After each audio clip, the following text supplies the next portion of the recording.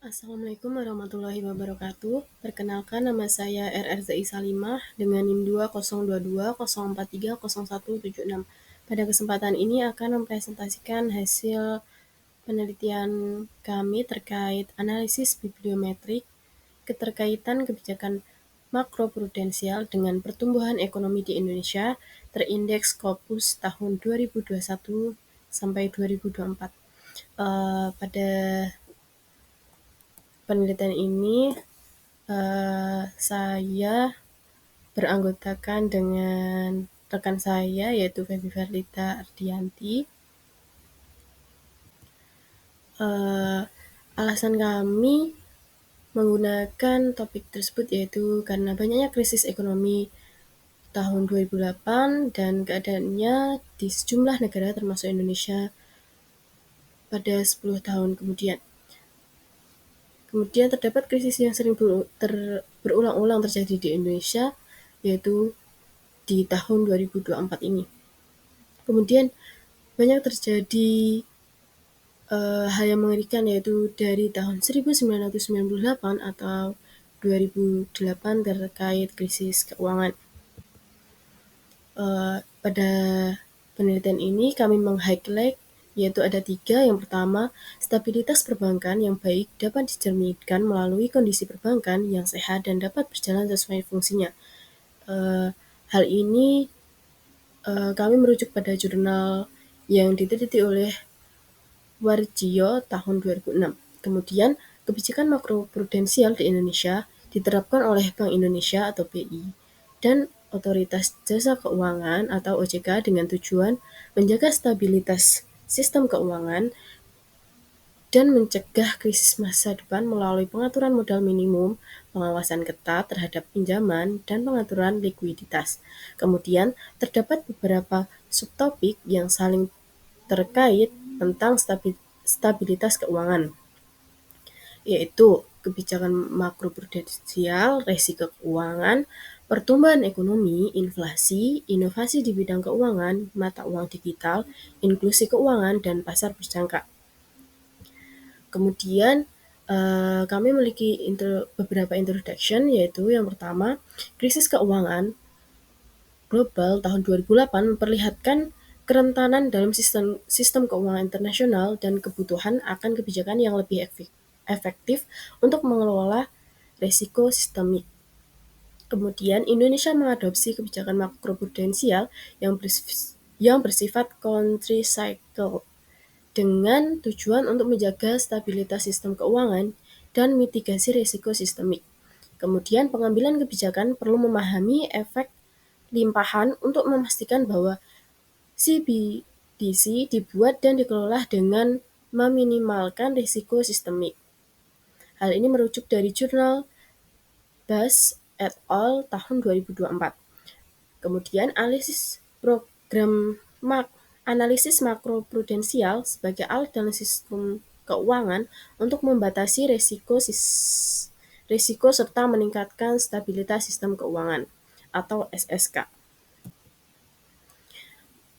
Terkait tujuan dan kontribusi, yang pertama, dengan data Scopus, analisis bibliometrik dapat memberikan gambaran mendalam tentang perkembangan penelitian di bidang ini dan membantu menemukan pola dan tren yang relevan. Kemudian tujuan dari penelitian ini adalah untuk mengevaluasi pengaruh kebijakan makroprudensial terhadap pertumbuhan ekonomi di Indonesia karena metode bibliometrik memungkinkan evaluasi sistemik dan berbasis data dari efektivitasnya. Kemudian, tujuan lain dari penelitian ini adalah untuk mengidentifikasi dan menganalisis tren dan pola penelitian terkait dengan menggunakan data Scopus, serta mengevaluasi seberapa efektif kebijakan makroprudensial dalam menjaga stabilitas ekonomi. Pada penelitian ini, kami menggunakan data dan metode. Yang pertama, penelitian ini menggunakan analisis bibliometrik dan visualisasi. Kedua, menggunakan aplikasi Viewers untuk mengakses 3 tampilan, meliputi tampilan jaringan, tampilan overlay, dan tampilan ketebalan terpilih dari tahun 2001, 2021 hingga 2024. Kemudian 14 publikasi dari database Scopus yang cocok dengan kata kunci terpilih yang menjadi sampel penelitian ini. Yang terakhir, 5 tahapan analisis bibliometrik meliputi penyelidikan kata kunci, pengurangan pencarian awal, pengurangan pencarian awal secara keseluruhan, pembuatan gambar statistik awal, dan interpretasi data dalam narasi analitis. Kemudian hasil dan diskusi, yang pertama kami menemukan bahwa stabilitas keuangan merupakan kondisi di mana sistem keuangan termasuk institusi, pasar, dan infrastruktur berfungsi dengan baik dan mampu menyerap guncangan. Yang kedua, kebijakan makroprudensial dirancang untuk sistemik yang dapat dirancang untuk mengidentifikasi, memantau, dan mengurangi resiko sistemik yang dapat mengancam stabilitas sistem keuangan secara keseluruhan. Kemudian yang ketiga, risiko-risiko ini mencakup potensi kegagalan institusi, keuangan, volatilitas pasar, dan ancaman lainnya yang dapat mempengaruhi stabilitas sistem keuangan. Keempat, pertumbuhan yang berkelanjutan dan sehat dapat memperkuat stabilitas keuangan, sedangkan ketidakstabilan keuangan dapat menghambat pertumbuhan ekonomi. Kelima, tingkat inflasi yang terlalu tinggi atau terlalu rendah dapat menimbulkan risiko bagi stabilitas sistem keuangan. Keenam, inovasi keuangan dan teknologi finansial atau vintage menunjukkan bagaimana perkembangan teknologi dan inovasi dalam layanan keuangan mempengaruhi sistem keuangan. Inovasi ini dapat membawa manfaat besar tetapi juga menimbulkan risiko baru yang perlu dikelola. Ketujuh, penerapan CBDC dapat mempengaruhi sistem pembayaran dan stabilitas moneter. Kedelapan, inklusi keuangan yang mengacu pada upaya untuk menyediakan akses layanan keuangan bagi semua lapisan masyarakat. Kontribusi pada stabilitas keuangan dengan mengurangi ketidaksetaraan ekonomi dan meningkatkan kesejahteraan sosial.